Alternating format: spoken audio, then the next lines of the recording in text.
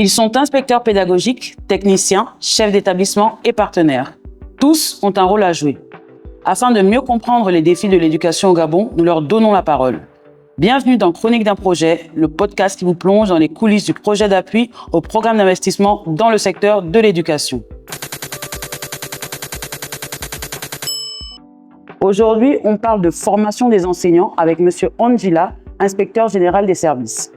M. Ondjila, quel est l'impact de la formation des enseignants dans la qualité de l'enseignement aujourd'hui? Bien, merci. Il faut rappeler que la formation continue comme la formation initiale sont importantes dans l'évolution de la carrière de l'enseignant. Et non seulement l'évolution de la carrière, mais aussi dans la qualité des enseignements que l'enseignant donne aux élèves.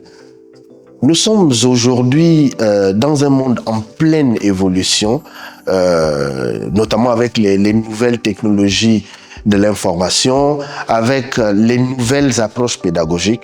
Dans ce cadre-là, la formation continue devient fondamentale. Parce qu'il faut rappeler qu'au sortir de l'école, l'enseignant n'a pas forcément maîtrisé ou bien connu toutes les approches, les nouvelles approches qui arrivent, notamment aujourd'hui avec l'approche par les compétences qui est en expérimentation en 6e et 5e l'année dernière et cette année en 4e. Nous avons aujourd'hui l'enseignement par le digital. Et à ce niveau-là, la formation continue devient vraiment fondamentale parce qu'on ne peut plus rien faire aujourd'hui sans tenir compte de digital. Alors, l'éducation nationale a mis aujourd'hui en place un certain nombre de réformes. Je parlais de l'APC, j'ai parlé de l'éducation inclusive, je parlerai également de la digitalisation des enseignements.